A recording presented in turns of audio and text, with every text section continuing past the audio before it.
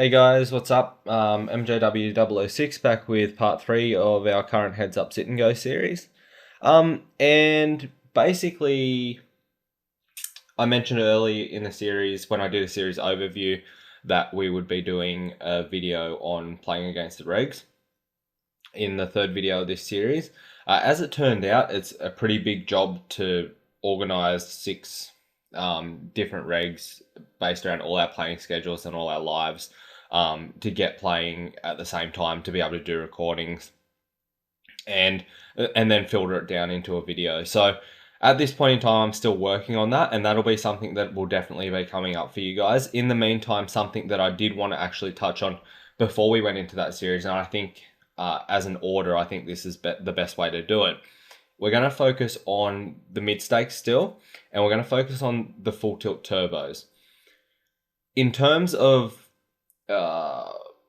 variance, I don't think you're going to get more variance in any form of heads up sit and go online, besides perhaps the super turbos on iPoker, obviously, which is the only site which offers turbo heads up sit and goes. But overall, they're a relatively they are a high variance form of poker. In saying that, the amount of action that you're going to get in them, coupled with how soft the play actually is right up through the levels, makes them extremely, extremely profitable. The biggest difference between these and the regular speed heads up sit and goes on full tilt is basically that these fill a lot quicker. You're going to have action much more constantly in these than the other reg speeds. And that's more so above the $100 games, because up to the 100, you're going to get pretty consistent action on full tilt in the regular speed games. Whereas when you start going above that, the action that you get is a lot more consistent in the turbos as opposed to the reg speeds. And I think it's necessary, once you do start hitting the higher stakes, that you do actually become competent in both the turbos and the regular speeds if you are going to play on full tilt. Other sites, notable heads up sit and go sites, are Poker Stars, Redback Poker, Cake Poker, Ultimate Bet. Their turbos are almost equatable to full tilt's regular speeds. Now, that's not exactly right, because there's extra blind levels on full tilt, but the actual length of the blinds and where you end up is relatively similar, especially in the early levels. The difference is with the turbos on the other sites is typically you get to push fold a lot quicker than you do on full tilt reg speeds. So we'll get started here. What we're going to see here is basically it's just going to be a push fold fest, basically. We start 50 big blinds deep, and the blinds are, I'll pull up the structure here, and the blinds are going up every 3 minutes. There's extra levels, as I mentioned before, on full tilt as opposed to other sites. But even still, after 6 minutes of the heads up sit and go, if we've still got even stacks, we're playing 30 big blinds deep. Then all of a sudden, the stacks are getting really short after that. And it's starting after 9 minutes, you're definitely playing, well, not push fold, but you're definitely 3-bet shoving. As opposed to being able to 3-bet any normal size. So what I want to show you basically is just the differences between these games and the games that I normally play on here, what adjustments you need to make, because you need to start playing, well, a lot more aggressively. Oh, not necessarily a lot more aggressively, but you have to be less selective about the spots that you actually choose. I still suggest early on being 50 big blinds deep, that we still do have some time to develop reads, to feel our opponent out, and we can still make somewhat intricate plays early on in matches. That's not to say that it's quite often correct to be making intricate plays against the opponents that we'll be playing. But in some cases, given the right circumstances, you can actually be in that situation. Not going to bet here on the left. We have a flush draw. I can check call less than pot size bet here. But there's no point building the pot. He's calling us with all hands which beat us. He's folding all worse hands. It's a pretty easy, just check it down there. And it's pretty easy check fold on the end.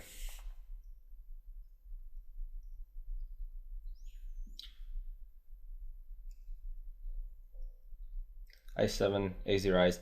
One thing you will notice that I do in the turbos as opposed to my raise size in the regular speed games is that I'm much more likely, I'm in raise basically through the whole match. The reason for that is I don't really want to necessarily build big pots when we have shorter stacks, so I'm keeping the pot a little bit smaller. Here on the left, I didn't see any need to c-bet here. We have showdown value, and I'm basically going to try to steer it to showdown now.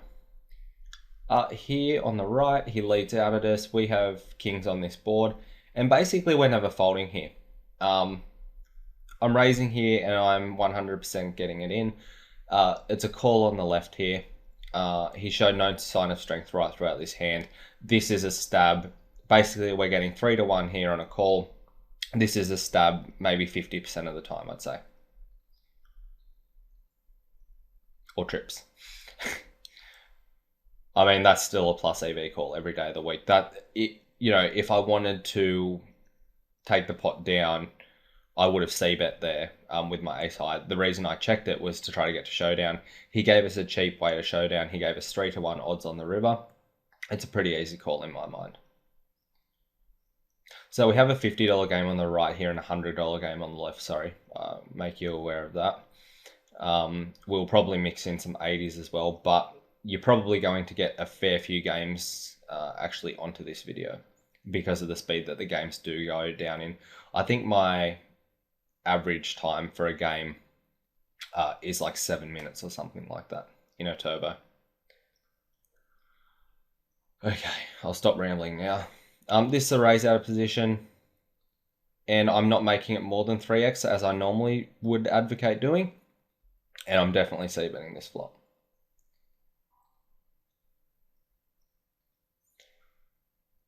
Given that we showed strength pre-flop, we're much less likely to get it to showdown out of position there. It's a board which is really hard for him to have a piece of as well, given that he limp called. Here with a flush draw, I'm going to call here this check min raise, and here with a flush draw, I'm just going to lead out of position as opposed to being in position where I flattered before.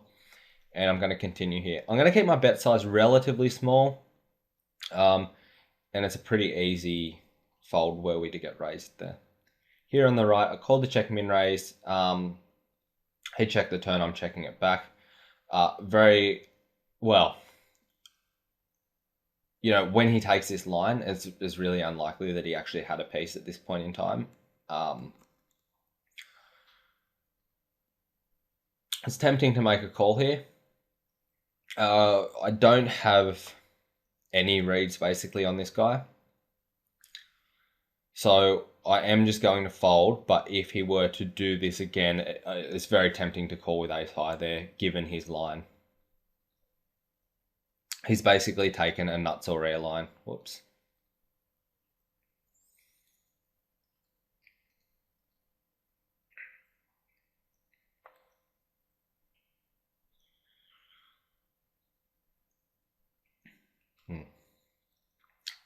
Deuce on the river here. See a few bets. It's probably a check call of half pot fold to anything else. 3-bet on the right. It's his first 3-bet. I'm going to let Queen 10 go. I'm actually going to c-bet this flop.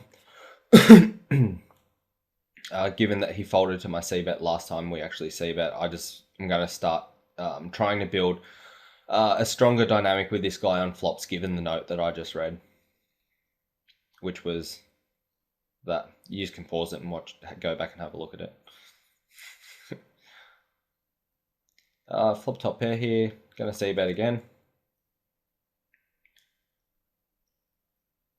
The turns. Okay, so the turn's a pretty good one to barrel if we had air. But the thing is here, okay, so there's some genuine draws out there. There's flush draws, 8, 9, 4, 5, etc. And this is a good card to barrel. If I think he's calling with the draws, which I actually think he is, then this is a bet. And if I think that he's folding the draws, then it's a check, and then play the river.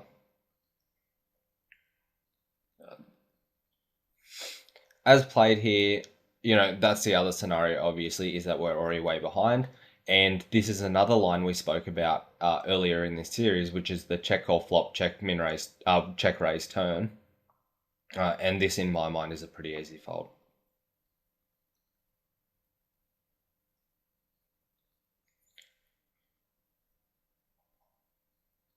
I'm going to flat the 7-9 here. As you can see, we're now only 24 BBs deep. And I'm going to be flatting this hand. Not the greatest play, probably shouldn't do it on video, but it is something that I generally do. I'm also going to flat the A7 of hearts here. Also, once again, probably not the greatest play in the world. We're still relatively deep here. Well, this turned out to be a pretty fine play here on the left, obviously, especially when you fill up. I kind of think he's full of shit here on the right as well.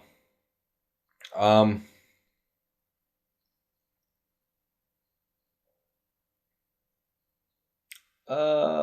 think 3/4 pot's fine. Betting a pretty normal size here on the left.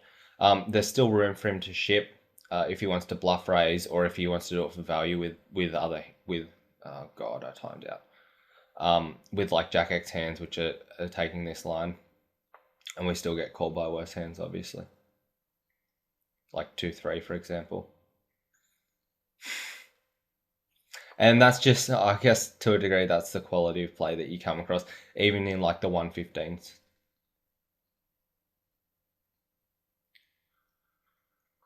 The Queen Jack. We raise here, raise his limp, and I'm just going to continue c-betting here. He has been folding to a pretty high percentage of c-bets.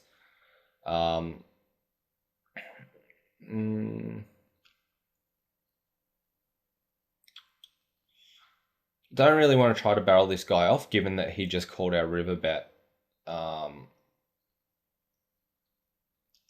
with 2-3 here.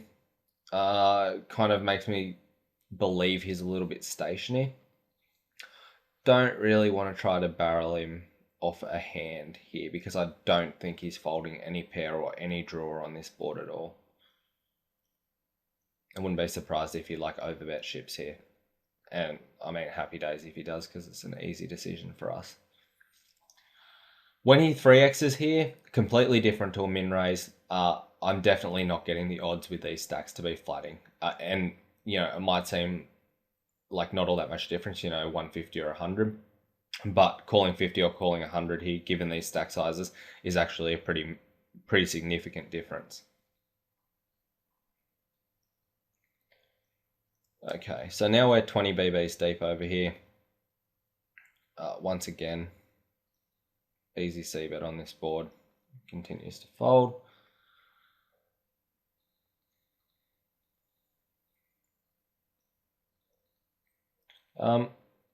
Typically, I mean, this is a pretty good spot to check raise.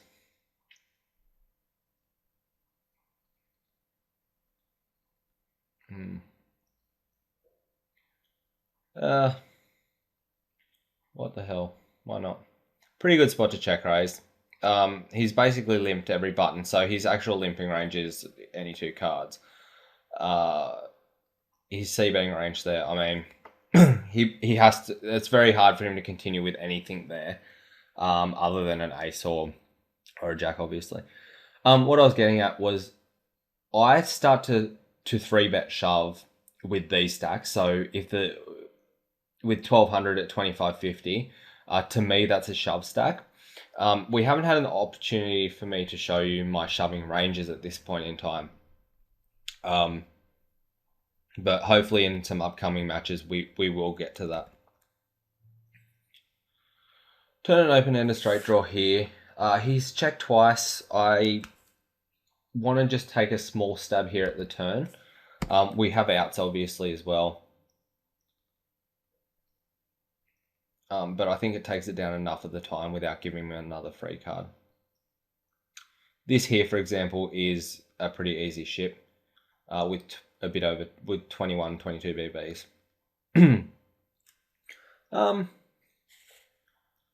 This is a funny one here on the left. Checks back the flop. I expect him to c-bet given that we check raised him last time. So basically this is king 9 or air. Or ace 10. Whoop.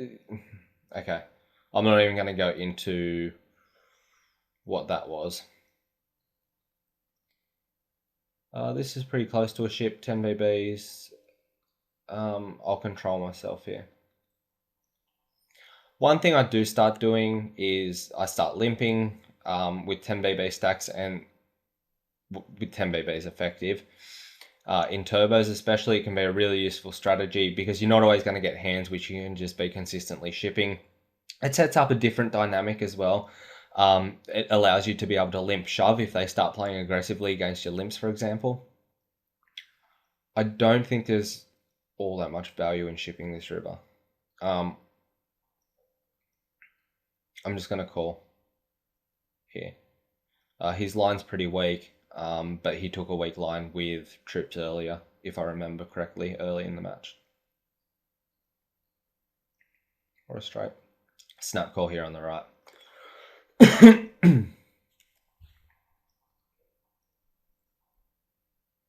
Sick hold. Excuse me.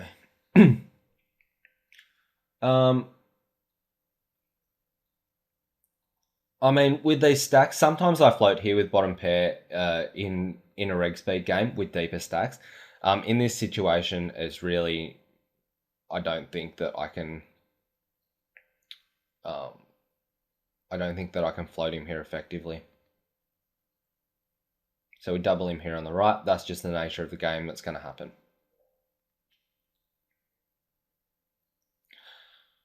On the left, he hasn't really shown me that he's capable of 3-bet shoving wide. And in that case, with 15 BBs effective, with 12 BBs effective, I can keep min raising him. He let us limp as well, but I think that I can keep min raising down to around about the 8 big blind mark before I start getting. God, I run so bad. Before I start getting really shoved on or really having to just limp or shove. So you need to keep an eye on what your opponent's tendencies are, if they are likely to 3-bet shove wide or not. How they're going to play against your limps. See, this guy on the right, he's going to 3-bet shove wide, as we can say. Well, actually, I'm not going to say wide because he's shown us nut hands both times, ace 5 and 10s. Clear check back here on the left. I don't think there's any value in betting here. There might be a value in a half pot bet here on the river if we got a decent river like that one.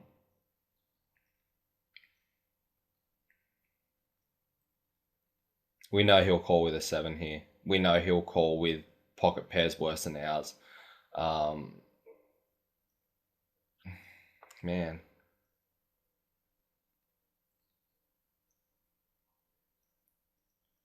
Well, he did this before with top pair, I think. So we'll just fold. Both these hands are shove hands for what it's worth. And here, see, we only have like 15 BBs here. Play aggressively against his limps. Actually, that was probably a little bit wideish. I didn't realize it was quite that deep. Perfect flop here on the right. Never folding it. Terrible flop here on the left. I'm going to take a stab here. I still have 10 BBs if he check shoves on me. I'm going to take a stab here and try to take it down now because there's so much in the pot. Needed to turn an 8. Didn't turn an 8. We can still have the best hand here some of the time. Obviously, there's no point in betting at all. And these have to be the 2 longest turbo games in the history of my poker career, really. I say, oh, they're going to be short, and they go to 50, 100. I'll I'll see if he'll let me continue min raising. This guy's actually been shoving on us, but as I said before, we've only seen him shove decent hands. That given, I think I can still pretty safely raise. Ugh. What a shit board, flopping 2 pair on. Obvious fold on the left. Check this hand away on the right. Check raising here, getting it in. Snap calling a shove.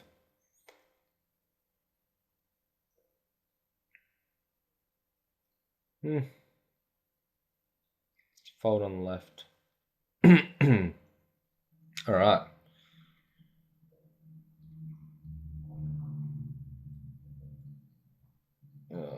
Don't know why I did that. That was pretty dumb of me.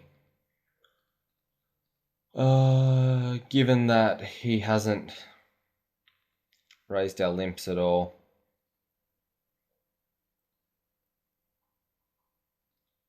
Sorry, I'm busy searching for another game. I completely fucked that hand up. So just ignore that hand. This is a shove. And we get snap called. At the end of the day, I played horribly across that game.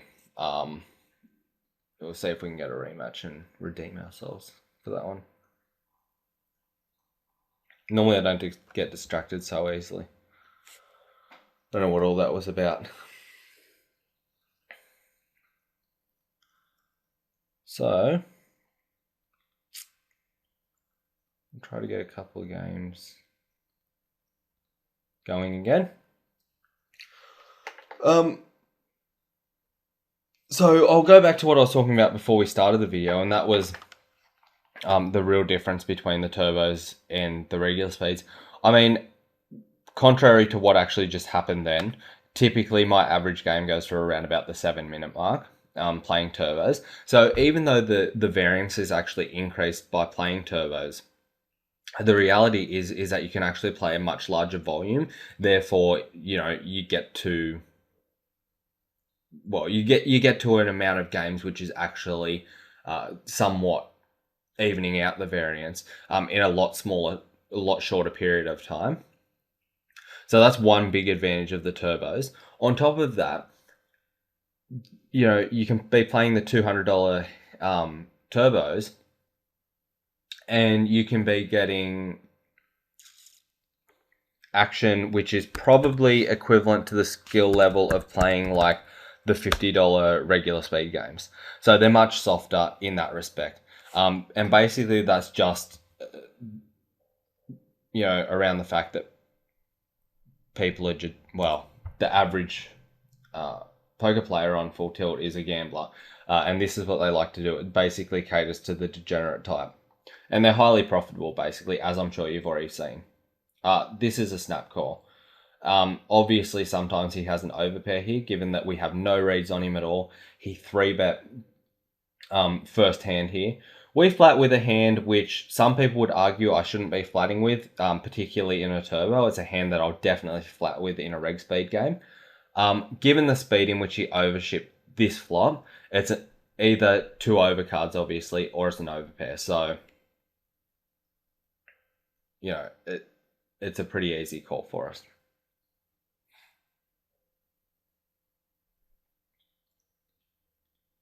And that is why average game time's rather short. Because people do things like that.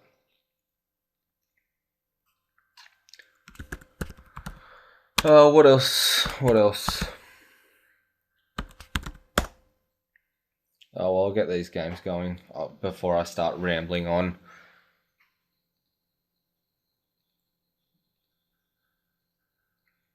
So that next video series will actually be on playing against the regs, and I'll have that set up for you guys as soon as I possibly can. It should be nice and exciting. And I think this video was necessary to do before we actually play that video, just so we can get a feel for the turbo games, because I will be playing some of them in turbos. Marginal flat here on the left. We're still 50 BBs deep.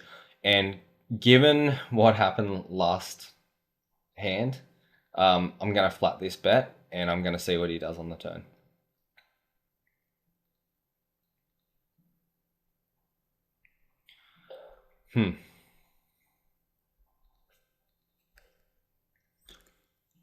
Well,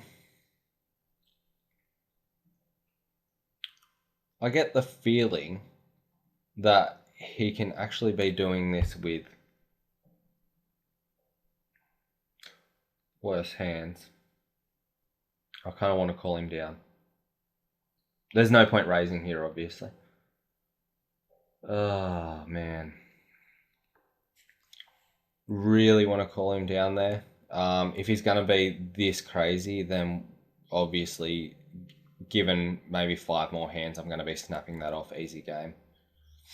Here we check the flop. He checked it back. We flatted pre, sorry. We bet the turn. And he flatted. Definitely betting this river. Here I'm going to flat and try to get it in on the turn. It's a way ahead, way behind situation. And I'm pretty certain that he's betting the turn, given how crazy spewy he's been so far. We can't get impatient here. You got to remember that he's still almost 20 big blinds deep. So we don't really want to get too impatient when you double up like this early and you get someone on a stack like this early. You don't want to get impatient, even though he's shoving really wide, and we know that. Queen high is probably ahead of his range. At the end of the day, though, this is a lot of BBs. We double him up to 1,000 and he's back in the game. Or we can find a really good spot against this guy because he's going to be shoving absolutely every single hand. Like, this is a raise call every day of the week. And we get in against 1 over. And he gets there. And that just happens. That's just the nature of this, and you've just got to keep grinding away and keep putting pressure on your opponents, and especially someone like this, you've got to stay patient with them and just find really good spots against them. You don't have to take super marginal spots against a player like this. I'm just going to give him my tag here. No need c-betting here. We know that he's check raising us. We're only going to c-bet for value against this guy. And every time we do bet, it's essentially going to be for value against him. I expect a bet here out of him. And I'll be calling. I'll be calling a river bet as well, even if it's pot.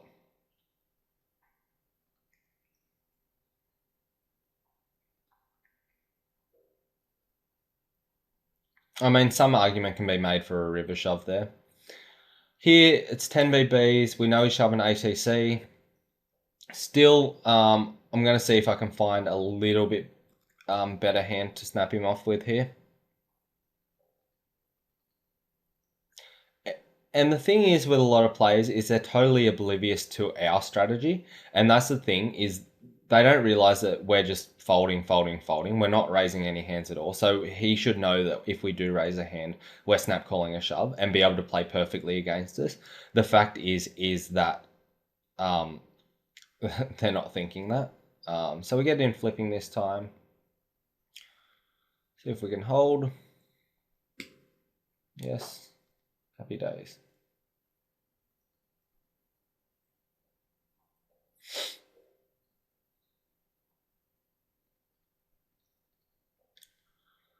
Okie dokie.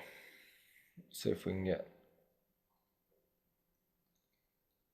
So as you can see, guys, the turbo mid stake heads up sit and goes are super soft and they're super profitable. I'm going to take a bluff stab at this turn. It's very hard for him to call with any of his range that check the flop, check the turn here.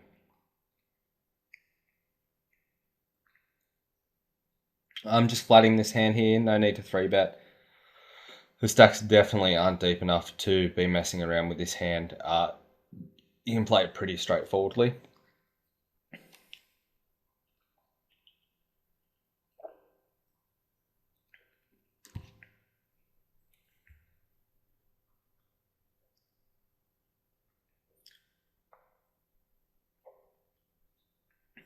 See if we can get more action.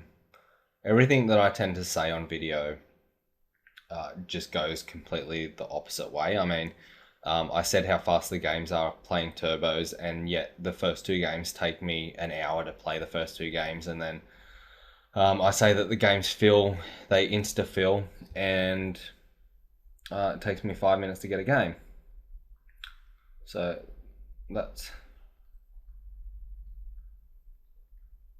And if you complain, then your games fill.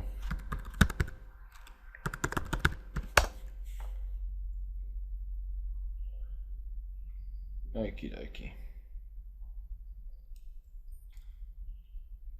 So we've got the 80 on the right, 50 on the left. We're a little bit on the deep side to be 3-bet shoving here. I'm definitely going to give him a 3-bet though, and I'm pretty sure it's my first 3-bet against him.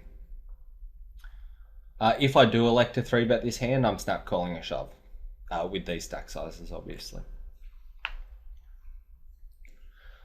And I think the trap that a lot of people get into, particularly if they're coming across from the Reg Speed games, is just being too tight. You've got to be relatively loose to be able to handle these games, basically. As much as I hate check folding here, well, he hasn't really shown us that he's out of line at this point in time, to be out of line. So I don't mind checking here and just seeing what he does. Given that he checks back, this is a good turn for us.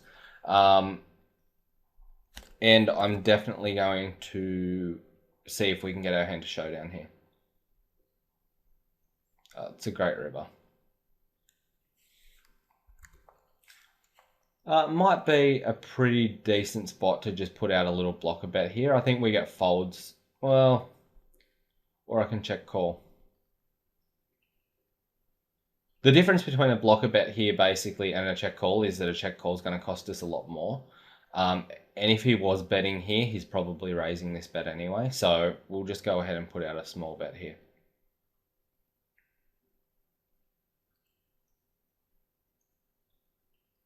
Interesting, on the left, he limp called with 8-3 suited pre-flop, which is obviously highly complicated thinking on his behalf. To be limp calling 3.5 BBs, I think it was, with 8-3 suited.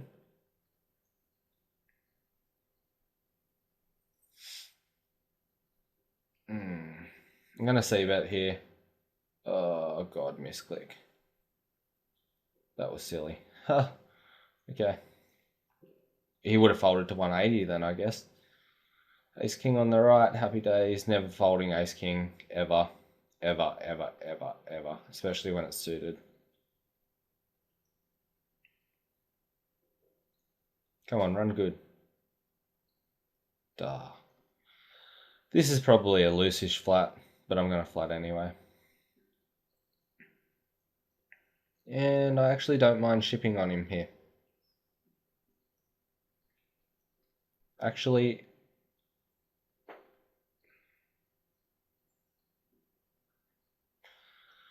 have a gut shot, 2 overcards.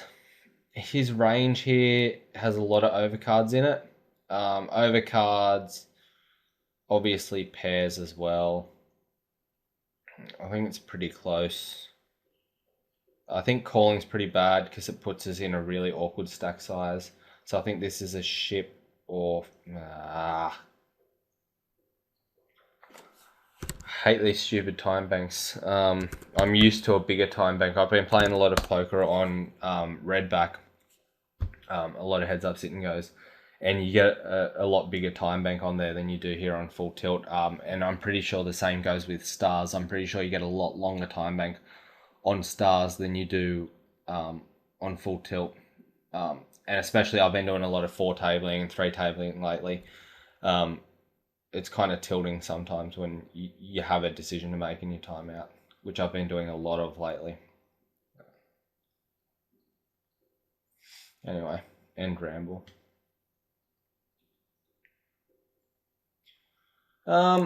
he flats. I'm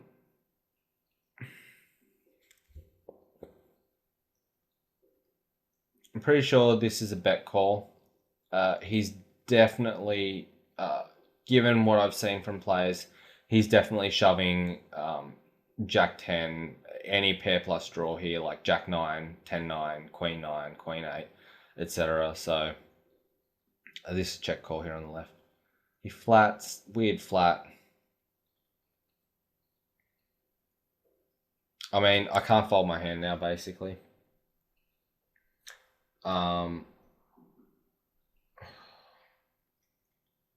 Just not 100% sure if I'm turning my hand into a bluff there by shipping that turn. I'm pretty sure it's a check call here. It's a really gross river as well. I'm going to try the blocking bet here. No, I'm not. God.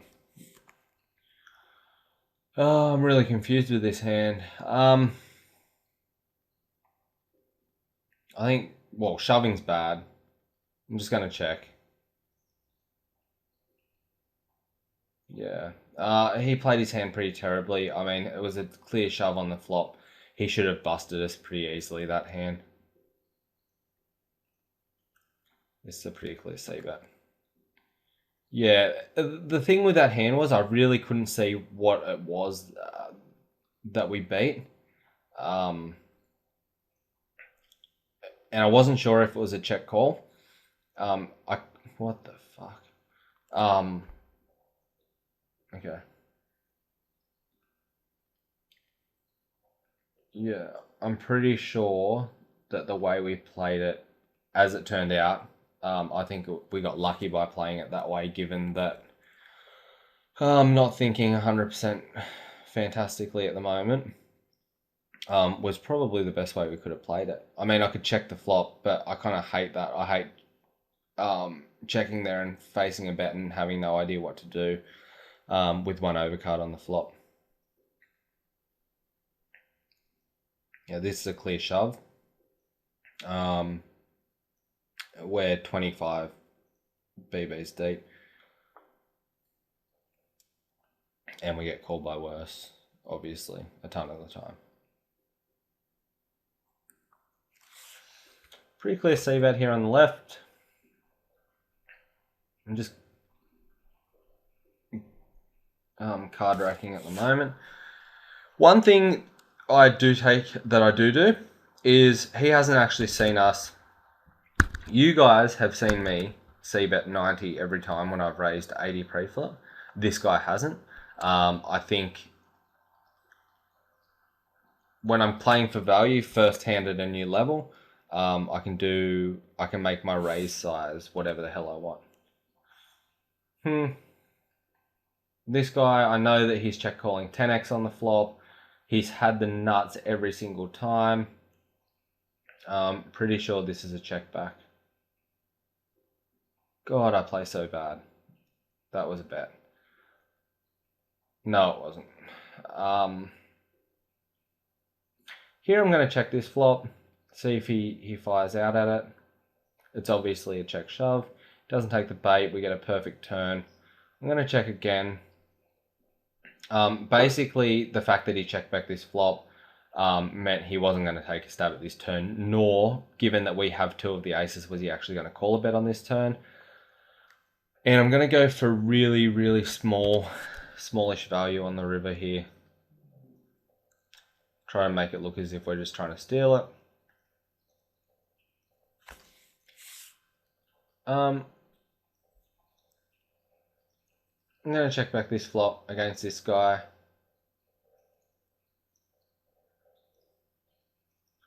It's the first time he's bet.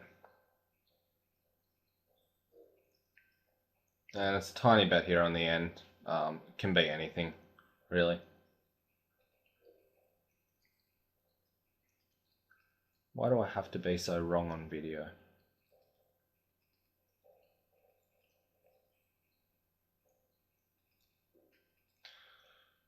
Check on the left.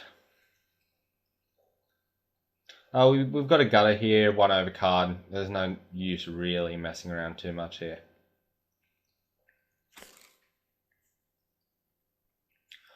I think one thing with the turbos is you have to be much quicker to adapt, and you know, which I'm not doing a great job of at the moment, to be perfectly honest. And you have to be really fast at working at your opponent's tendencies as well. Wow.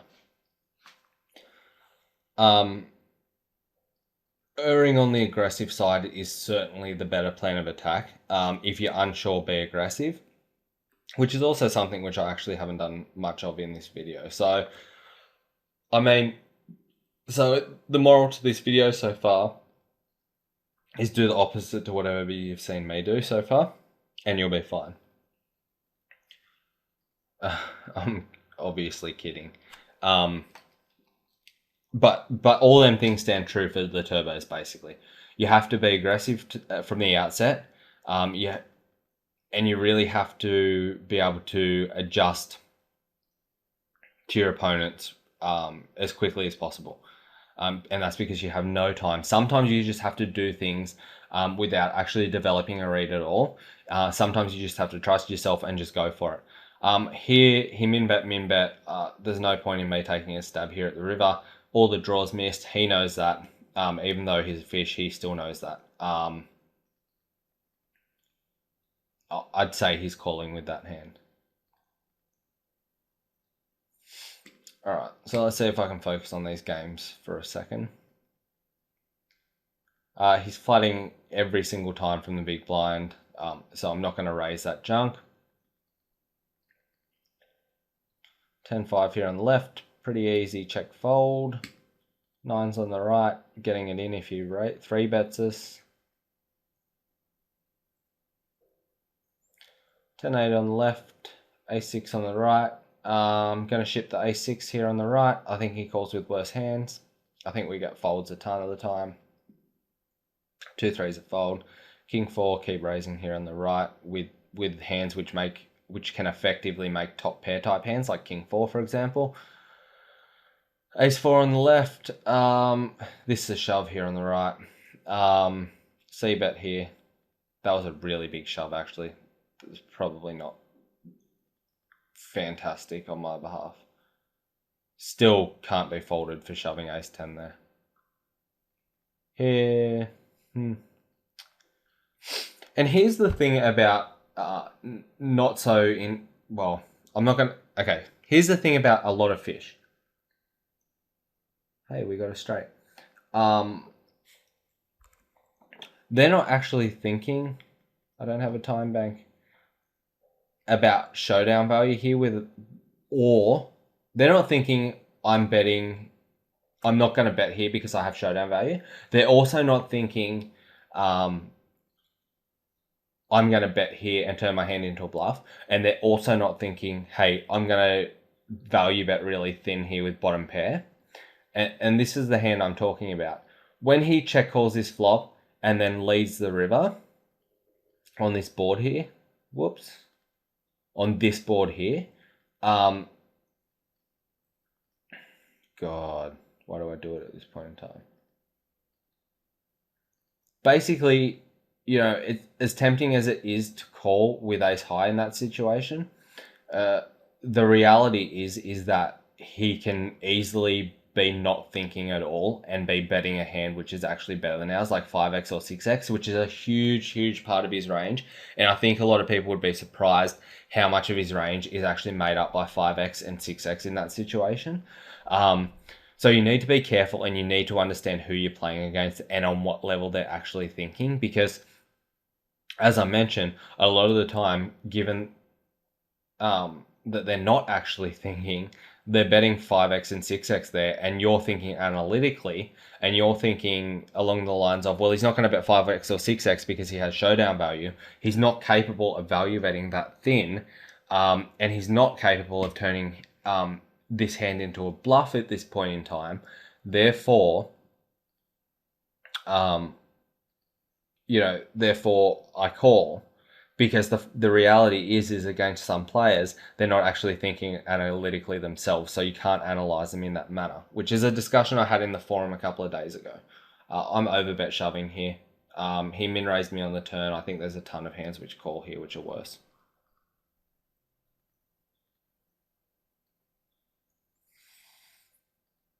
But yeah, basically, I'm not sure if I had it on this forum or on 2+2, but there was certainly discussion about analyzing someone's play in an analytical manner when that individual actually isn't thinking along analytical lines. So you can't analyze someone given how you think they should think.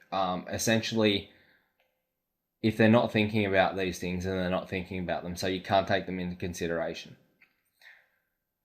This here is a C-bet. There's plenty of worse hands which call here. Lots of draws. I'm going to flat his check min raise. He hasn't been particularly aggressive post-flop, so I don't really want to ship here because I think he's only snapping with King X. Well, there's actually a lot of draws there. I'm going to flat, reevaluate the turn. Here, 13 BBs, he limps. I'm shoving. Stacks are kind of awkward here. He's giving me great odds. I'm going to flat again. That's not a great river card.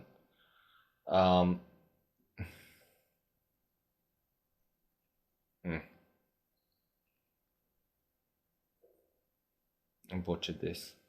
I have butchered so many hands on this video so far. Kind of embarrassing.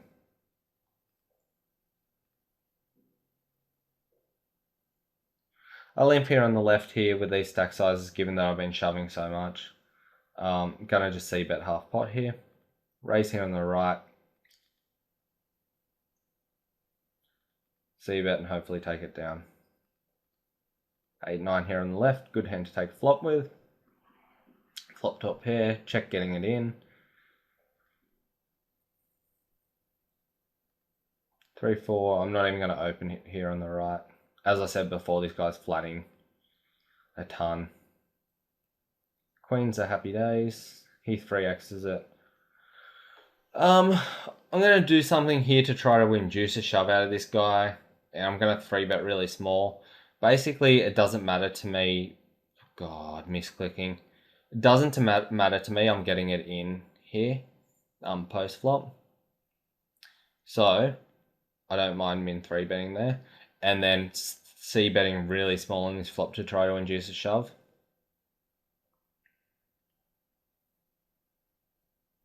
Like that. Makes me feel special when things work the way that I want them to.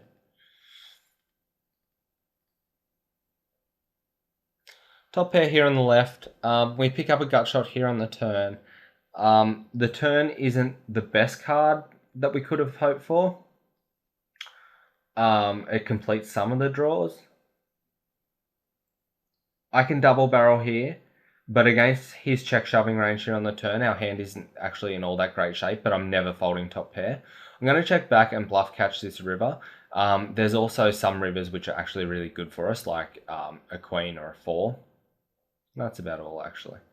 Obviously, there's some other good turns, rivers for us in the in-between cards, like your 10 jack, and ace is decent, and king's decent, because I don't expect him to be floating and ace high here. And I'm going to value bet here pretty thin here on the river. Well, it's not thin, to be fair.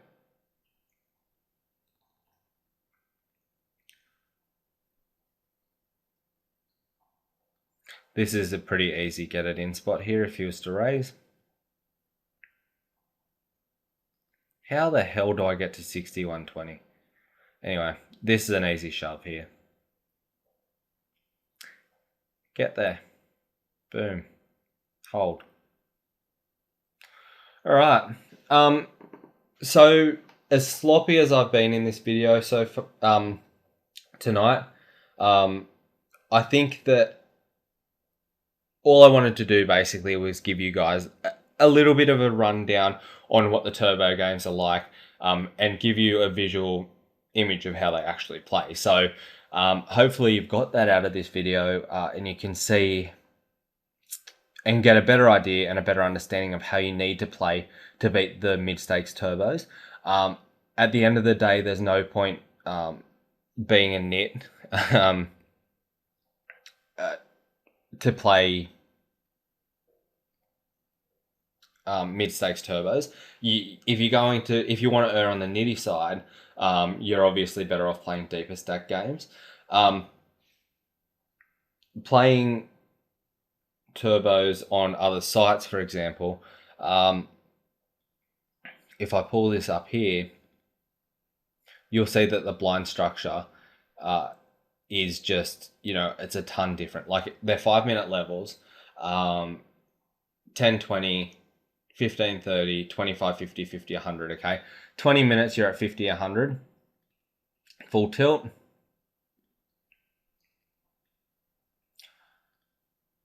Three, 6, 9, 12 minutes, you're at 50, 100, okay? So full tilt is, and I'm pretty sure this structure is very similar to the structure that you're going to find on PokerStars. Comparatively, the reg speed games here on full tilt to this one here,